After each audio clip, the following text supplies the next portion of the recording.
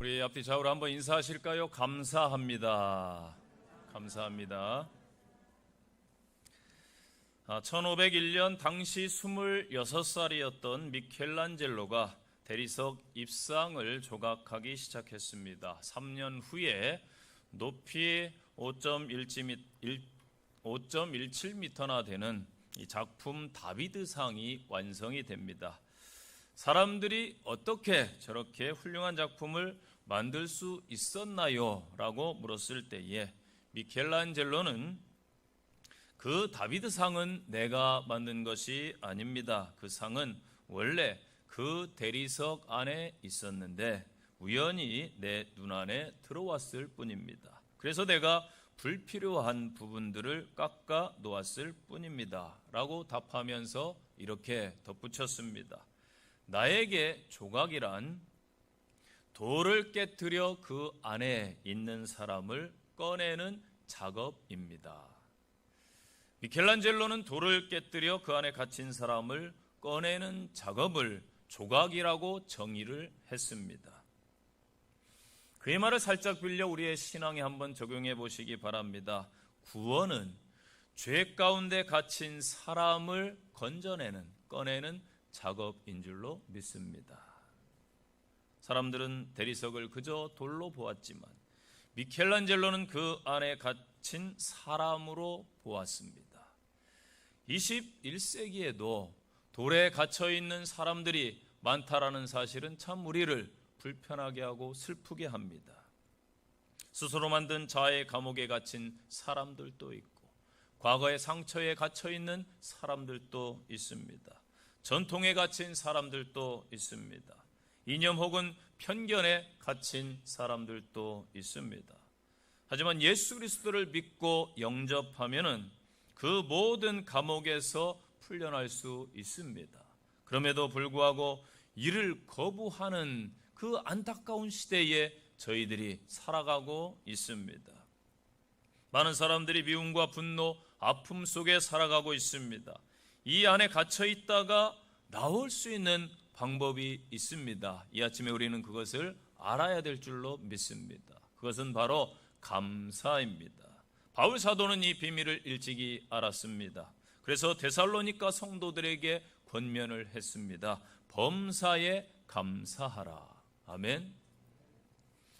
오늘 시편 30장은 다윗의 찬양과 감사가 담긴 고백 시입니다. 다윗에게는 하나님을 찬양해야 될 이유가 너무나 많았습니다. 그의 삶을 보면은 그의 시편이 다 하나님 앞에 감사요 찬양의 시입니다. 오늘 본문에서 보아도 그를 수렁에서 건져주신 하나님, 자신의 질병을 고쳐주신 하나님, 특별히 죽음에서 살려주신 하나님을, 수울에서 건져주신 하나님을 찬양하겠다라고 고백하고 있습니다. 1절 3절에 보니까 나를 끌어내사 곧 물에서 끌어올려 건지다, 그런 뜻이 있습니다.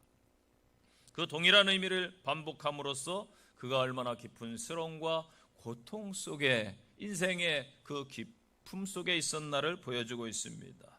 다윗이 이 짧은 시에서 여호와라는 그 명칭을 10번 사용했습니다. 또 나의 하나님이라는 명칭을 2번 쓰고 있지요. 또 당신이라는 말로 하나님을 총 13번 표시했다라는 사실은 그의 감사와 찬송 근본 이유가 하나님께서 저를 끌어내고 살려 음부에 내려가지 않게 하고 은혜로 굳게 세워주신다, 이러한 등등 하나님께서 하시는 일 자체에 있음을 나타내고 있습니다. 성도 여러분, 삶이 늘 순탄한 사람은 없습니다. 하루를 살아도 어떤 분들은 깊은 골짜기를 지날 때가 있습니다. 괴로운 상황에 직면하는 것이 인생이기도 합니다. 중요한 것은 내 자신의 영혼입니다. 영혼이 병들면은 찬송보다는 원망이 나옵니다. 감사보다는 불평이 나옵니다. 기쁨보다는 탄식으로 가득 찹니다. 이럴 때마다 하나님을 깊이 경험했던 다윗을 본받아서 저희 성도들이, 우리도 또한 찬양하고 감사함으로 승리하시기를 바랍니다. 오늘 본문을 통한 교훈을 3가지로 말씀드리겠습니다. 첫째는 큰 죄에서 구원해 주신 하나님께 다윗은 감사하고 있습니다. 즉 구원을 감사합니다. 다윗이 큰 죄를 범했다고 했는데 그 범죄는 사무엘하 24장에 기록되고 있습니다. 다윗의 시를 보면은 그 시가 왜 나오게 되었는가라는 그 배경과 상황이 있다라는 것이지요. 다윗이 백성을 조사한 후에 그의 마음에 자책하고 다윗이 여호와께 아뢰되 내가 이를 행함으로 큰 죄를 범하였나이다. 여호와여 이제 간구하오니 종의 죄를 사하여 주옵소서. 내가 심히 미련하게 행했습니다. 이게 사무엘하 24장 10절 말씀에 오늘 본 시의 배경이 되기도 합니다. 그런데 다윗이 내가 하나님 앞에 이 일을 행함으로 큰 죄를 범했습니다 라고 고백합니다. 여러분, 하나님의 백성들이 죄를 지었을 때에 그 마음이 어떻습니까? 하나님께서 어떻게 하실까요? 그 양심에 자극을 줍니다. 그러면 우리는 불편하지요. 그게 보통 사람들의 이 심정입니다. 다윗이 마음이 너무나 불편하고 마음이 괴로워서 하나님께 고백합니다. 하나님, 내가 큰 죄를 지었습니다. 종의 죄를 사하여 주세요. 여러분, 인간적인 관점에서 인구 조사하는 것이 뭐 큰 잘못입니까? 요즘에 또 대한민국도 인구 리서치 하고 있더라고요. 그런데 조금 어른들은 인구 조사 응하기에 좀 어렵게 만들어 놨다 이런 생각이 들더라고요. 뭐 큰 잘못 아닙니다. 그러나 하나님의 관점에서 보면은 다윗의 인구 조사가 큰 죄라고 말씀을 하고 계십니다. 우리는 누구나 다 자기 관점에서 자신을 보지요. 나 정도만 신앙생활 해봐. 대한민국에 뭐 이런 성도 있나? 이 정도면 내가 괜찮은 신앙인이지. 저도 착각을 합니다. 목회자로서 성실히 살았다고 생각했는데 타인이 보는 관점은 아닐 수도 있겠다라는 생각을 해보았습니다. 여러분은 어떻습니까? 사람은 자기 자신에 대해서는 참 관대하지요. 자신을 냉철하게 보지 못한다라는 것입니다. 인구조사를 한 일 자체는 잘못이지만은 그 잘못은 아니지만은 그 다윗의 그 마음 내면의 세계가 어땠냐면은 자신의 힘을 과시하고 싶어 했던 교만함이 문제였다라는 것입니다.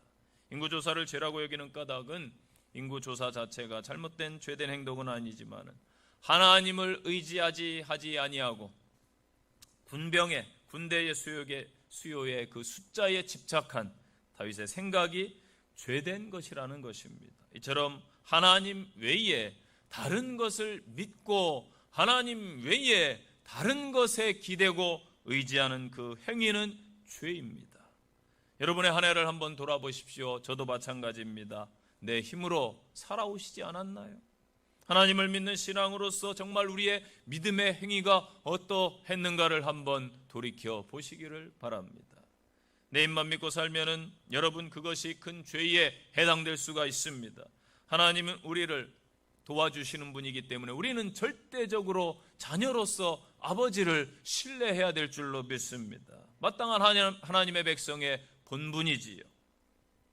다윗은 이제 전쟁을 통해서 영토를 많이 확장했습니다. 나라도 대국이 되었고 안정이 되었습니다. 지금까지 도와주셨던 하나님의 은혜를 잊어버리고 전쟁에 나갈 만한 병사들을 파악하기 시작합니다. 인간적인 힘으로 이제부터는 내가 친히 통치하겠다. 이 이스라엘을 이끌어 가겠다라는 생각입니다. 우리 또한 다윗처럼 행할 때가 너무나 많습니다. 힘들고 어려울 때는 하나님을 찾고 의지하다가 조금만 사업이 풀리고 일이 안정되면은 하나님의 은혜를 곧잘 잊어버립니다. 내 힘으로, 내 경험으로, 내 물질로 살아보겠다라고 그렇게 하고 있지는 않습니까? 여러분, 이스라엘 전쟁은 숫자와 전혀 상관이 없습니다. 하나님이 개입하시는가, 개입하시지 않는가, 이게 중요한 문제지요. 블레셋 장수 한 사람 골리앗 때문에 쩔쩔매던 이스라엘 모습을 상상해 보십시오. 또 기드온은 300명의 용사로 그 수많은 미디안 연합군을 물리쳤습니다. 우리도 돈이 많고 뒷배경이 든든해야 사업에 성공하는 것 아닙니다. 하나님이 개입하셔서 도와주시느냐, 그렇지 않느냐가 성공과 실패를 가늠하는 것입니다. 다윗의 충직한 부하장수 요압이 인구조사를 반대합니다. 이스라엘은 신정국가예요. 하나님 의지하지 않고 인간을 의지하려 하니까 하나님께서 요압을 들어서 사용하시는데 다윗이 그걸 못 본 거예요. 우리는 예수 그리스도를 믿는 성도입니다. 성도는 마땅히 예수 그리스도의 통치를 받아야 합니다. 이런 성도들이 세상의 방법을 따르고 세상의 능력, 세상 권세를 의지하면은 반드시 실패하는 것입니다. 이 다윗의 잘못된 판단으로 인해서 그 당시에 이스라엘 인구 7만 명이 죽임을 당하게 됩니다. 하나님을 의지하지 않고 인간을 의지하려 했던 다윗에게 엄청난 타격이지요. 전쟁에 나갈 만한 자의 군사를 조사했더니 하나님은 다윗이 의지했던 그 백성들 7만 명을 한꺼번에 죽이셨습니다. 우리는 이를 통해서 내가 의지했던 물질, 하나님께서는 마음만 잡수시면은 하루아침에 쓸어버릴 수 있는 분이라는 것을 기억해야 됩니다. 내가 하나님 의지하고 내가 하나님 바라보고 그리스도 안에 살면은 하나님은 우리의 필요를 채워 주실 줄로 믿으시기 바랍니다. 먹여주시고 지금껏 입혀주시고 지금껏 쓸 것을 공급해 주신 하나님이십니다. 이제부터 오직 예수 그리스도 안에서 주님을 온전히 믿고 따라가야 될 줄로 믿습니다. 그러면은 필요한 이 모든 것을 더해 주실 것입니다. 그 아들을 아끼지 아니하시고 내어주신 하나님, 우리에게 구원을 주신 하나님께서 모든 것을 채워 주실 줄로 믿으시기 바랍니다. 두 번째 교훈입니다. 나를 고쳐주신 것을 다윗이 감사했어요. 즉 회복을 감사했다. 다윗은 아무리 큰 문제를 만나고 고통스러운 상황이 자신을 짓누른다 해도 그로 인해 낙심하거나 절망하지 않았어요. 다윗의 시편을 쭉 묵상들을 해보세요. 그는 모든 문제의 해답이 하나님께 있음을 온전히 알았고 또한 전능자이신 하나님께 나아가서 도움과 응답을 간구했습니다. 그 결과 그는 자신을 괴롭히던 모든 상황과 문제들로부터 구원을 얻는 체험을 갖게 됩니다. 그리고 그것을 감사했습니다. 2절 보세요. 여호와 내 하나님이여 내가 주께 부르짖음에 나를 고치셨나이다. 아멘. 여러분 부르짖게 하신 것을 감사하시기 바랍니다. 아멘. 우리는 부르짖을 일이 생기면은 왜 나에게 이런 일이 생기나요? 원망과 불평을 쏟아내지요. 사실 그 어려운 상황에 처하면 감사가 잘 안 나올 거예요. 다윗도 마찬가지였지요. 하나님 인간적으로 생각하면은 인구조사가 뭐 그리 잘못되었습니까? 라고 따질 수도 있습니다. 그런데 여러분 그 인간적인 그 생각이 문제인 것입니다. 성도 여러분, 신앙은 인간적인 이해를 초월하는 것입니다. 성경에서 그 죄가 무엇인지 분명하게 말씀하지는 않았습니다. 그러나 우리는 그것을 얼마든지 짐작해 볼 수가 있어요. 이스라엘 백성들이 하나님의 통치, 하나님의 다스림을 달갑지 않게 생각했어요. 그래서 그들은 초대왕 사울 왕이 죽은 후에 무려 7년간이나 다윗을 왕으로 모시지 않았어요. 다윗의 아들 압살롬이 반란을 일으켜서 인간적인 통치를 주장하자 다윗을 버리고 많은 사람들이 압살롬 편에 선 것만 보아도 알 수가 있지요. 우리가 생각하는 이스라엘 백성들은 하나님의 말씀과 하나님의 통치를 받으면 참 좋을 것 같은데 그들은 그렇지 않았다라는 것입니다. 계속적인 인간적인 방법, 인간적인 생각, 인간적인 통치를 고집했다라는 것이지요. 그렇게 했을 때 다윗 왕도 인간이기 때문에 이 인간의 욕심이 들어온 거예요. 다수의 의견을 무시하지 못하니까 그쪽으로 쏠린 거예요. 즉 이스라엘 백성들의 그 욕망과 다윗 왕의 욕심이 서로 맞아떨어진 것이죠. 그래서 정복 전쟁을 위한 인구조사를 한 것입니다. 다윗이 하나님이 깨닫게 해주셨어요. 이 행위가 큰 죄가 되는구나. 3절에 그래서 다윗이 고백하지요. 주께서 내 영혼을 소울에서 끌어내어 나를 살리사 무덤으로 내려가지 않게 하셨습니다. 이것을 감사하고 있습니다. 성경을 보면 여러분 다윗이 심각하게 죽을 뻔한 위기가 큰 위기가 3번이 있습니다. 처음에 골리앗을 죽이고 다윗의 인기가 높아지고 칭송을 받자 사울이 싹을 미리 베어야겠구나, 그런 생각으로, 사위지만은 정치에서는 뭐 사위 장인 이런 거 없습니다. 그래서 죽이려고 군사들을 보내지요. 다윗의 집을 에워쌌습니다. 하나님께서 그때 구원의 길을 열어주셨어요. 그 다윗의 기도가 시편 59편에 나와 있습니다. 또 블레셋의 사울 왕의 추격을 피해서 갈 데가 없어요, 이스라엘 땅에. 그래서 망명을 합니다. 그 어려움 속에서 다윗은 미친 척하면서 자신을 다 자존심 구기면서 그렇게 살아났습니다. 이때 드린 기도가 시편 34편이에요. 그리고 친아들 압살롬이 반란을 일으켜서 어찌 보면 머리를 풀어헤치고 맨발로 황급히 예루살렘을 떠날 때에 그 위기가 있었습니다. 그 드린 기도가 시편 3편의 말씀이지요. 여러분, 다윗은 이 외에도 수많은 죽음의 위기 속에 있었지만은 절망하지 않았어요. 그냥 주저앉지 않았어요.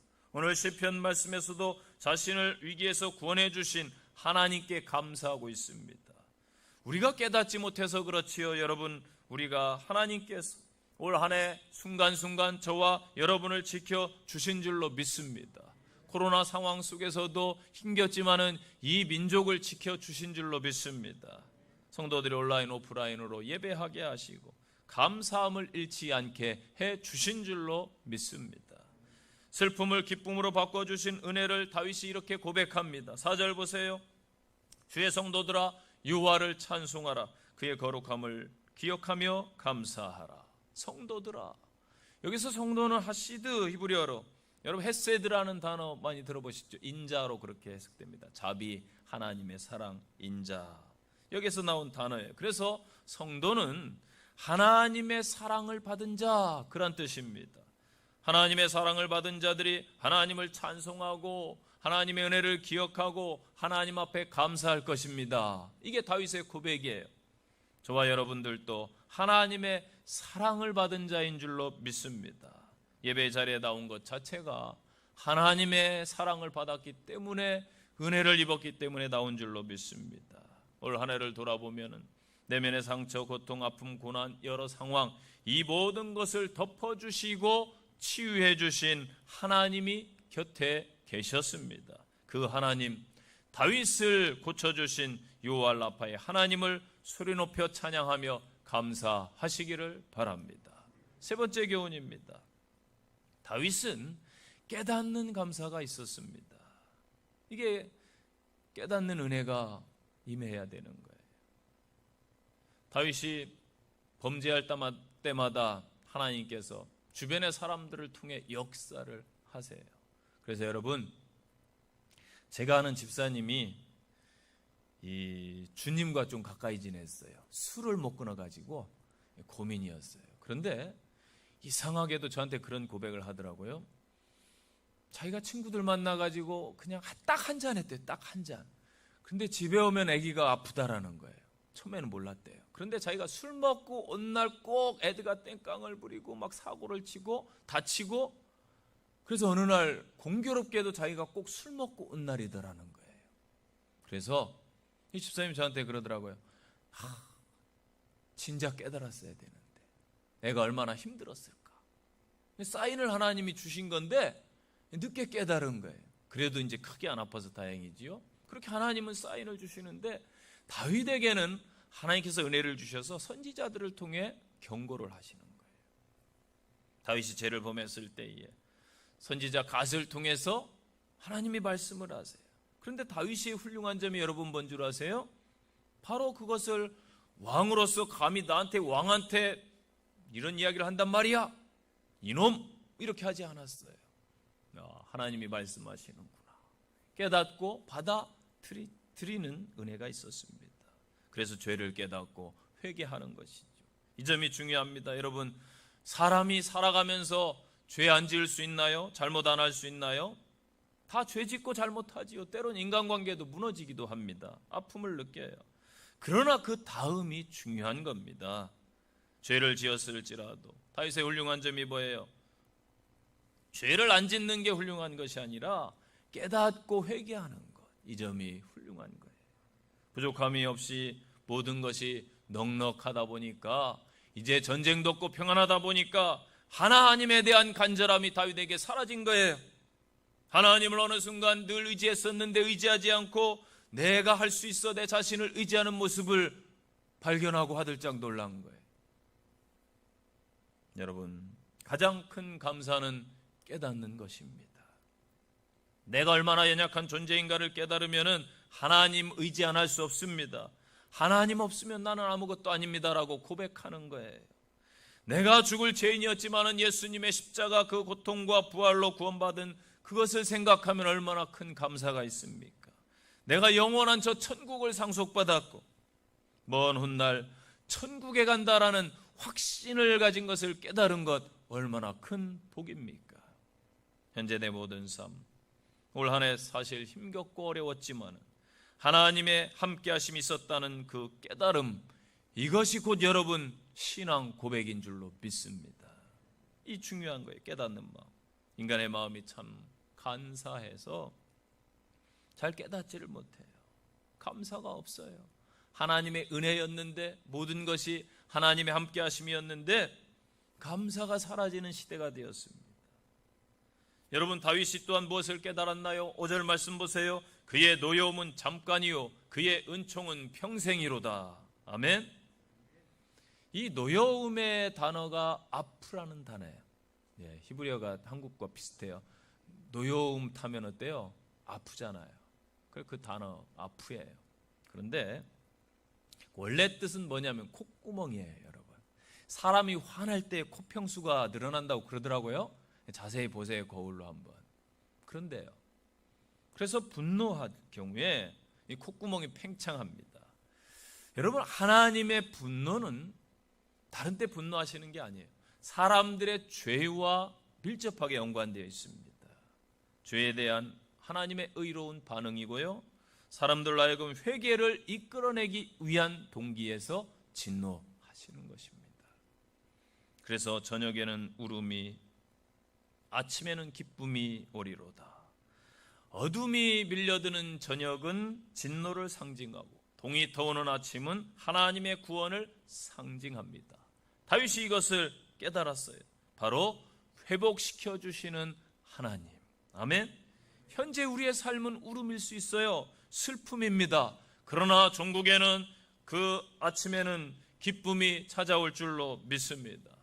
하나님이 여전히 우리를 위해 일하시기 때문입니다. 광야에 이르렀을지라도 여러분, 광야가 끝이 아니에요. 우리는 아무리 힘들고 어려워도 하나님 의지하고 하나님을 따라가야 될 줄로 믿습니다. 그러면은 가나안이 눈앞에 펼쳐질 것이요, 또 어느 순간 우리들이 가나안 한복판에 서게 될 줄로 믿습니다. 우리는 하나님의 성품을 잘 알아야 됩니다. 자녀가 아무리 잘못해도요, 부모는 부모지요, 자식 편에 늘 서더라고요.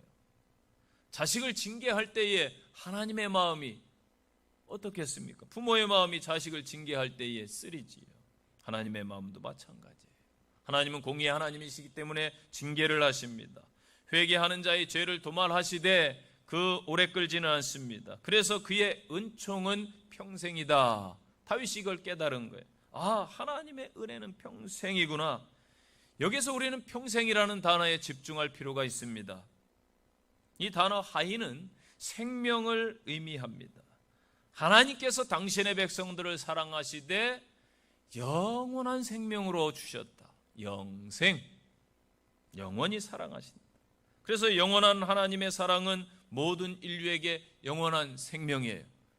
그 해답이 요한복음 3장 16절에 하나님이 세상을 이처럼 사랑하사 독생자를 주셨으니 이는 저를 믿는 자마다 멸망치 않고 영생을 얻게 하려 하심이라. 아멘. 영원한 생명이에요.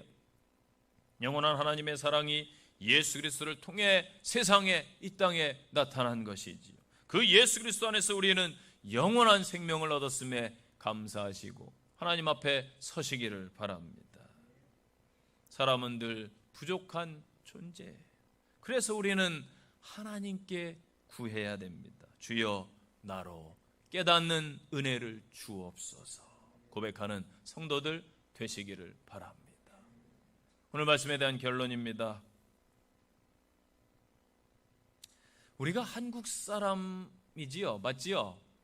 예, 한국 사람이기 때문에 이 한국이 좋은 나라라는 것을 종종 잊고 살 때가 좀 있는 것 같아요. 그런데 선진국인 그 미국이나 영국에 살던 사람들이 한국에 와서 좋은 점을 그 유튜브를 통해서 이야기하는 걸 제가 영상을 봤어요. 여러분 뭐 선진국 미국, 영국 인정하시죠? 이번 코로나 보니까 뭐 별거 없더라. 아니에요. 그래도 우리보다 훨씬 GNP도 높고 수준도 아직은 높습니다.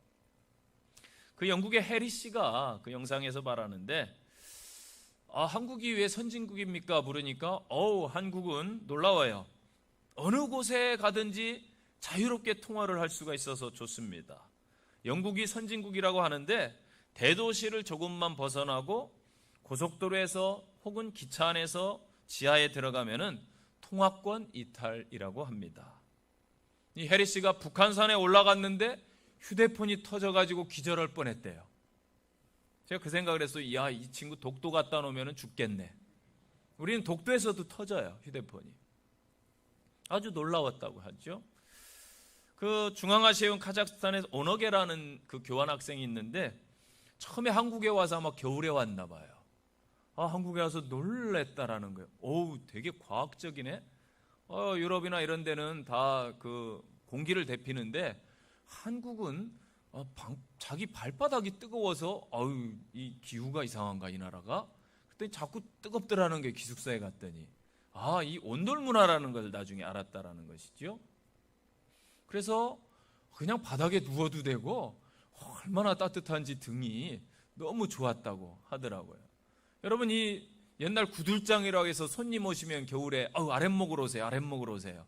저도 그 섬에서 목회할 때 어른들이 이쪽이 따뜻하다고, 또 우리 영등포에서 목회할 때도 어른들이 신방 가면은 전기장판 이쪽으로 오시라고 겨울에 그렇게 말씀하시더라고요. 그래서 옛날에 그 온돌 문화가 엄청나게 과학적이고 지혜롭습니다.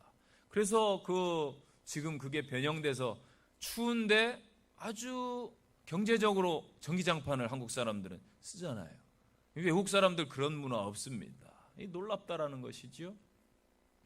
가장 선진국인 미국인 맥사라, 이 젊은 이 여대생이에요. 한국에 와서 의료보험을 보고 충격을 받았다고 그래요. 미국의 경우에 암에 걸리면은 암 환자의 80% 정도가 1년, 2년 안에 평생 모은 재산을 다 소진합니다. 병원에 다 갖다 바쳐요. 실제입니다. 그런데 한국에 와서 보니까 암 수술하고 암 치료하는데 돈이 그 정도로 많이 안 들더라. 깜짝 놀란 거예요. 그리고 이 맥사라가 학교에서 이렇게 몸살이 나가지고 막 오돌오돌 떨고 너무 힘든데 미국 사람들은 감기 걸리면 절대 병원 안 갑니다. 그렇게 교육받아요. 감기 정도는 이겨내야지 그거 가지고 병원 가? 되게 강인한 민족 같은데 사실은 이거예요, 이거. 네, 돈 문제예요. 그래가지고 이 친구도 그렇게 어려서부터 교육받았으니까 감기는 참고 견뎌야 돼. 네, 병원 가면 큰일 나. 돈 엄청 들어가. 그런데 친구가 보니까, 한국 친구가 보니까 이 바보짓 하고 있잖아요. 우리 문화에서는 그게 아닌데 손을 끌고 간 거예요. 병원 가가지고 병원 갔더니 예약도 안 했는데 의사 선생님을 만날 수 있어서 놀랐어요. 그 다음에 주사도 바로 놔줘서 깜짝 놀랐어요. 그리고 나중에 약 처방까지 해줬는데 가장 놀라운 것은 2만 원도 안 나온다라는 거예요. 미국 같으면 30만 원에서 50만 원 나와야 되는데 그 정도밖에 안 나와서 너무 놀랐다라는 거예요. 여러분, 한국의 좋은 것 이외에도 많습니다. 감사해야 됩니다. 저는요, 우리 신앙도 저는 마찬가지라고 봤어요. 우리가 하나님의 은혜로 날마다 살기 때문에 그 은혜가 크고 감사한 것을 잊지는 않았는지 한번 생각해 보시기를 바랍니다. 혹 당연시 여기며 감사를 잊어버리지는 않았습니까? 오늘 감사주일을 맞이해서 다윗을 통한 그 감사를 우리가 회복해야 될 줄로 믿습니다. 지난날 다 형통함이 하나님의 크신 은총임을 깨달아야 됩니다. 우리 인생의 가장 큰 복이 하나님의 함께하심을 고백해야 됩니다.